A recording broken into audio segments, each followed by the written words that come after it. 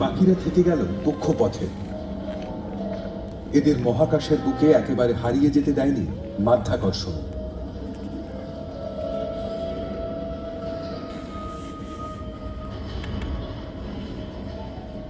পৃথিবীকে কেন্দ্র করে ঘূর্ণায়মান অসংখ্য পাথর মাধ্যাকর্ষণের প্রভাবে পরস্পরের কাছে আসতে থাকল। ঘটছিল আরো সংঘাত, আর গলন্ত পাথর মিলেমিশে সৃষ্টি করতে থাকলো আরো বড় পিণ্ড।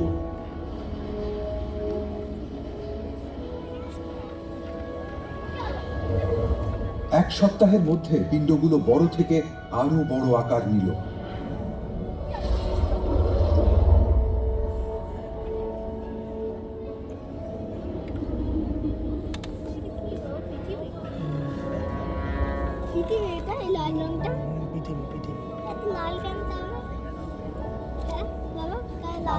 আগে তো রবি লালই ছিল। আর এক মাসেরও কম সময়ে, অবিশ্বাস্য মনে হলেও, জন্ম নিল চাঁদ। হ্যাঁ, এটাই ঠিক, মাত্র এক মাসে জন্ম নিয়েছিল আমাদের চাঁদ। এইভাবে জন্ম নিল আজকের চাঁদ। এটা ভাবতে অবাক লাগে যে রাতের আকাশের এই কল্পনা রঙিন গোলক আসলে এক বিপুল সংঘর্ষের পরিণতি। কিন্তু এটাই সত্যি, সহস্র পদ্ধতির মধ্যে দিয়ে সংঘর্ষই পৃথিবীতে এনেছিল প্রাণ। সংঘর্ষের শক্তি হেলিয়েছিল পৃথিবীর অক্ষ। এলো ঋতু বৈচিত্র্য, আর চাঁদের মাধ্যাকর্ষণে নদী আর সাগরে এলো জোয়ার ভাটা। তারপর থেকে আজ অনেক শান্ত হয়েছে সৌরজগৎ। তাই বহিরাগত কোনো গ্রহের পৃথিবীতে আছড়ে পড়ার ভয় থেকে আমরা মুক্ত। কিন্তু আরো অনেক সংঘর্ষ আমাদেরকে প্রভাবিত করেছে প্রতিদিন, প্রতিক্ষণে। তার কিছু গুরুত্বপূর্ণ সংঘর্ষ ঘটে চলেছে আমাদের সূর্যে। অবশ্য একথা ভাবার কোনো কারণ নেই যে পৃথিবী আর সূর্যের মধ্যে নিকট ভবিষ্যতে কোনো সংঘর্ষ ঘটতে চলেছে। পৃথিবীর কক্ষপথ বেশ স্থিতিশীল, এবং তার স্থিতিশীল থাকবে আরো বেশ কয়েক কোটি বছর। পৃথিবীর বুকে শত কোটি প্রাণ স্পন্দিত হয় সূর্যের গভীরে অবিরাম সংঘাতের কারণে। আমাদের সূর্য একটি নক্ষত্র, রাতের আকাশে অসংখ্য নক্ষত্রের একটি। সূর্যকে শান্ত এবং দীপ্ত একটি স্বর্ণ গোলকের মতো দেখায়, কারণ সূর্যের অবস্থান তুলনামূলকভাবে আমাদের অনেক কাছে, কিন্তু সূর্য কোথাও শান্ত নয়। সূর্যের শীতলতম অংশ বলেই সৌরকলঙ্কগুলোকে কালো দেখায়। এদের তাপমাত্রা প্রায় 4400 ডিগ্রি সেন্টিগ্রেড। সূর্যের বাকি অঞ্চলের উত্তাপ 5600 ডিগ্রি সেন্টিগ্রেড। সূর্যের বিপুল শক্তি অন্য সব নক্ষত্রের মতোই জন্ম নেয় অসংখ্য প্রোটন কণার সংঘর্ষের মধ্যে দিয়ে। প্রতি সেকেন্ডে অগণিত প্রোটন কণা সংঘর্ষ ঘটায়, ডুবে যায় সূর্যের কেন্দ্রে, আর বিচ্ছুরিত হয় বিপুল শক্তি। সূর্যের শক্তির প্রধান অংশই রূপান্তরিত হয় আলো এবং উত্তাপে। কিছু প্রবাহমান শক্তি সূর্যপৃষ্ঠ থেকে সৌর বাতাস হয়ে বয়ে যায় সৌরমণ্ডলের মধ্যে দিয়ে, ঘন্টায় প্রায় 10 লক্ষ মাইল গতিতে। অথবা প্রায়শই আরো দ্রুত গতিসম্পন্ন সৌর বাতাসের কণা বিস্ফোরিত হয় মহাকাশে। আমরা এখন নাসার উপগ্রহের চোখ দিয়ে সৌর ঝড়ের প্রকৃত ছবি দেখছি। এরা কিন্তু একেবারেই শান্ত নয়। আমাদের কৃত্রিম উপগ্রহের ক্যামেরাকে অকেজো করে দিয়েছিল এই সৌর ঝড়।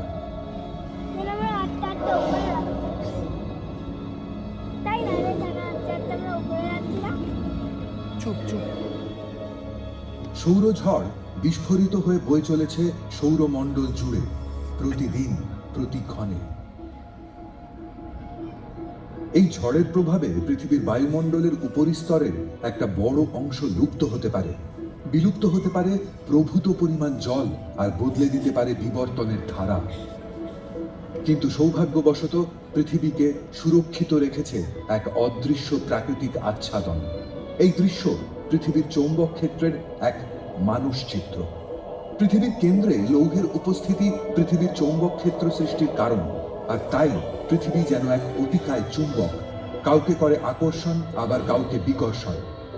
এই চৌম্বক ক্ষেত্রের আচ্ছাদনই পৃথিবীকে সৌর ঝড়ের প্রভাব থেকে রক্ষা করে। এই ঝড়ের কিছু কণা চৌম্বক আচ্ছাদন ভেদ করে পৃথিবীর উত্তর ও দক্ষিণ মেরুতে জমা হয়। আর সৃষ্টি করে চমকপ্রদ কম্পমান আলোর পর্দা, যার নাম মেরুপ্রভা। সৌর বাতাস আর সৌর ঝড়ের আয়নিত কণার সঙ্গে পৃথিবীর আবহমণ্ডলের উপরিভাগের গ্যাসের সংঘাত ঘটে এবং বায়ুমণ্ডল উজ্জ্বল হয়ে সুমেরু প্রভা সৃষ্টি করে।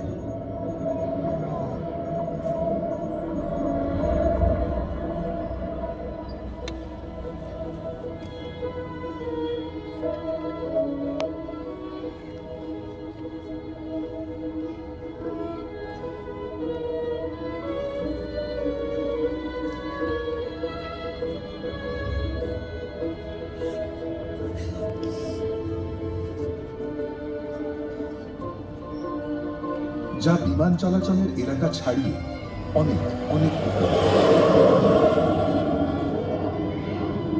আর এটি সৃষ্টি করে অপূর্ব এই প্রাকৃতিক আলোর খেলা।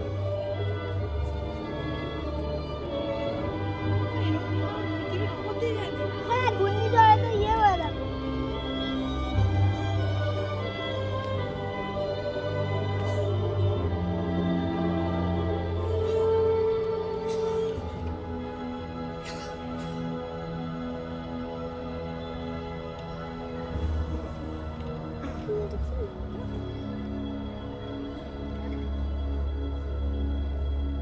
কিন্তু সব সংঘর্ষই সুন্দর আর বিপদ মুক্ত নয়।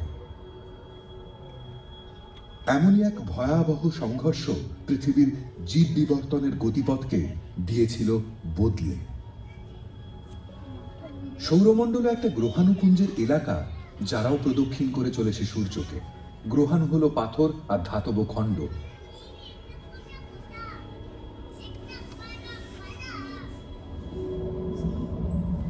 বেশিরভাগ গ্রহাণুর কক্ষপথ সুদূর মঙ্গল এবং বৃহস্পতির কক্ষপথের মধ্যবর্তী অঞ্চলে অবস্থান করছে, কিন্তু কেউ কেউ কখনো পৃথিবীর খুব কাছে চলে আসে। এই সম্ভাবনা 10 লক্ষে একবার, যখন কোনো বিশাল গ্রহাণু পৃথিবীতে আছড়ে পড়ে। তবে 6.5 কোটি বছর আগে এই ঘটনা ঘটেছিল।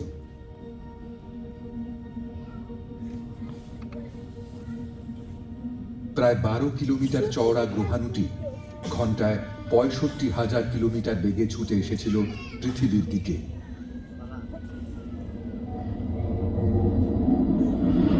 কিন্তু সেই পৃথিবী ছিল না আমাদের এই পরিচিত জগতের মতো। সেখানে ছিল না মানুষের অস্তিত্ব। এই গ্রহ ছিল অতিকায় ডাইনোসরদের বিচরণ ভূমি।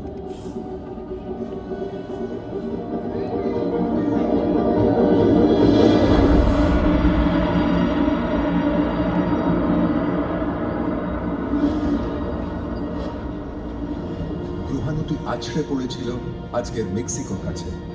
সেই সংঘাতে পৃথিবী হয়ে উঠল এক অগ্নিগোলক, আর ভূস্মীভূত হল দৃষ্টিসীমানার সবকিছু। বাষ্পীভূত মাটি আর পাথর প্রচন্ড বিস্ফোরণে ছিটকে গেল মহাকাশে। উত্তপ্ত মাটি আর পাথর বৃষ্টি হয়ে নেমে এলো, আর উত্তপ্ত হলো আবহমণ্ডল। তপ্ত আরক্ত ভগ্নাবশেষ আছড়ে পড়তে থাকলো পৃথিবী পৃষ্ঠে অবিরাম। গ্রাস করল আগুন সব দিক। পৃথিবী হয়ে উঠল এক অগ্নিকুণ্ড। তাপমাত্রা ছাড়িয়ে গেল 300 ডিগ্রি সেন্টিগ্রেড। শুনেছিস? মানুষটা মরে যাবে। আবহমণ্ডল ছেয়ে গেল ধোঁয়া আর ছাইয়ে। 6 মাস আর জলগুলো অন্ধকারে জল? ঢেকে রইল পৃথিবী। শোন শোন, ওই জলগুলো, ওই জল ব্যাপক ধ্বংসলীলা, আগ্নেয়গিরির অগ্নুৎপাত আর সুনামির ফলে নিশ্চিহ্ন হল জীবজগতের 3 ভাগ। ডাইনোসর যুগ বেঁচে রইল শুধু জীবাশ্মে।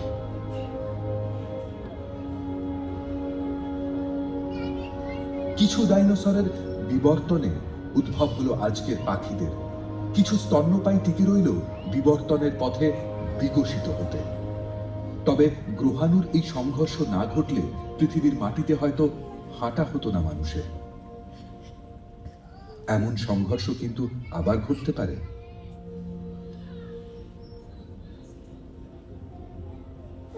পৃথিবীতে আছড়ে পড়ার আগেই কোনো গ্রহাণুকে ভেঙে গুড়িয়ে দিলে এক ঝাঁক পাথরের বৃষ্টি নেমে আসবে।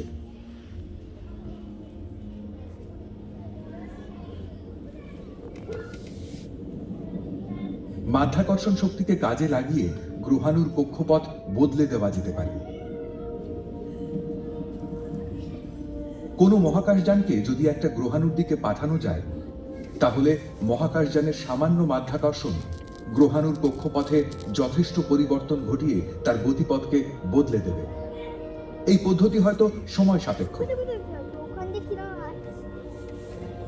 কিন্তু সময় ধীরে ধীরে বদলে দেবে গ্রহাণুর কক্ষপথ। অবশেষে তার গতিপথ সরে যাবে শত শত কিলোমিটার।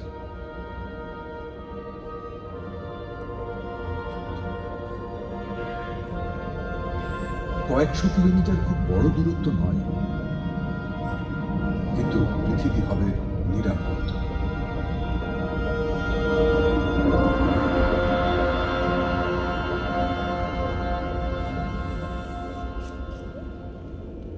এই মুহূর্তে এটা একটা ভাবনা মাত্র, কিন্তু এই ভাবনা সম্ভাবনাময়।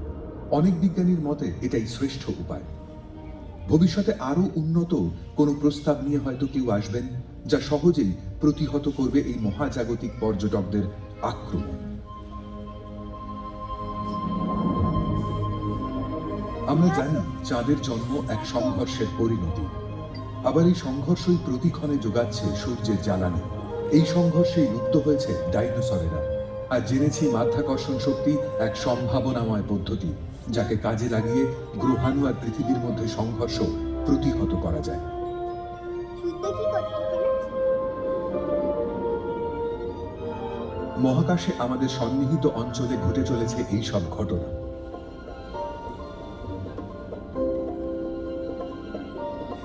কিন্তু ব্রহ্মাণ্ডের বাকি অঞ্চলে কি ঘটে চলেছে? ভবিষ্যতেই বা কি ঘটবে? আরো কত মহাজাগতিক সংঘর্ষ আমাদের জন্য অপেক্ষমান?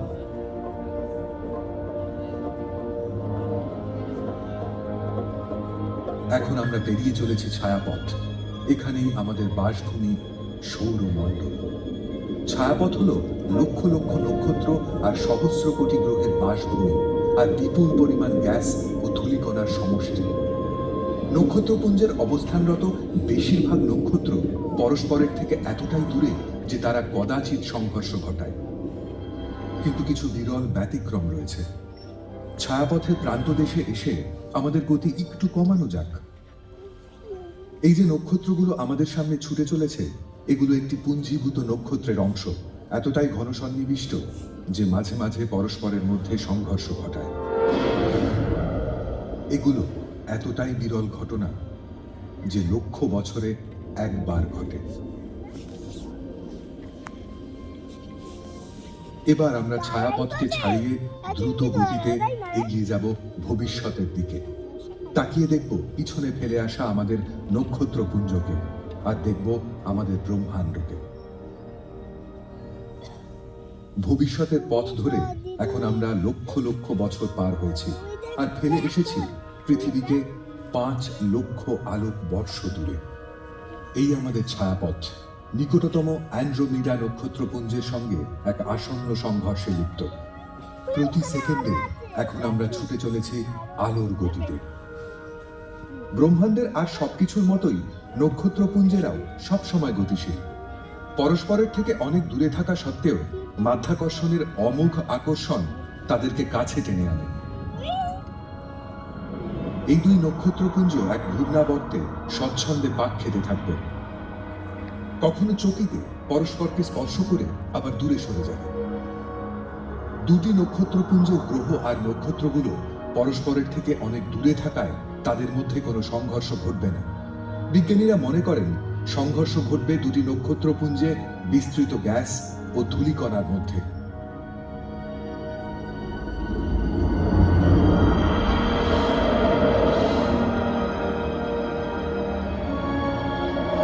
আর এই সংঘর্ষের পরিণতিতে জন্ম নেবে অসংখ্য গ্রহ আর নক্ষত্র। অবশেষে লক্ষ কোটি বছর পরে ছায়াপথ আর অ্যান্ড্রোমিডা এক নতুন অতিকায় নক্ষত্রপুঞ্জে পরিণত হবে। নক্ষত্রপুঞ্জের জন্মাবর্তে সংঘর্ষ একটি স্বাভাবিক ঘটনা। আমাদের ছায়াপথ জন্ম নিয়েছিল ছোট ছোট অনেক নক্ষত্রপুঞ্জের পরস্পরের সংঘর্ষে। সংঘর্ষ ছাড়া ছায়াপথের অস্তিত্ব থাকতো না আমাদের কোনো অস্তিত্ব। মহাজাগতিক সংঘর্ষ চলমান ও দীপ্ত, সৃষ্টি করেছে এমন অনেক কিছুই যা আপাত দৃষ্টিতে মনে হয় স্বতঃসিদ্ধ। সৃষ্টি করেছে উজ্জ্বল চাঁদ, সূর্যের উষ্ণতা ও আলো, ঋতুর বৈচিত্র্য আর অবিরাম সমুদ্র সৈকত সিক্ত করা ঢেউয়ের সারি। সংঘর্ষের প্রভাবে ডাইনোসরেরা হলো প্রাগৈতিহাসিক। বদলে গেল মহাকাশের মানচিত্র, বিবর্তিত হলো নক্ষত্রপুঞ্জ, জন্ম নিল অগণিত নক্ষত্র আর নতুন জগৎ। বিবর্তনশীল এই সুবিশাল মহাকাশে এক অতি ক্ষুদ্রাংশ দখল করে রয়েছে মানুষ। এখানে আমরা যেন নিছক এক ক্ষণিকের যাত্রী, কিন্তু আমরা অভিযাত্রী। বুঝতে চাইছি মহাকাশের চির পরিবর্তনশীল প্রকৃতিকে। আমাদের সীমাহীন কৌতূহল হয়তো উন্মোচন ঘটাবে এমন এক অজানার, যা আসলে আরো এক মহাজাগতিক সংঘর্ষের ভাঙা গড়া।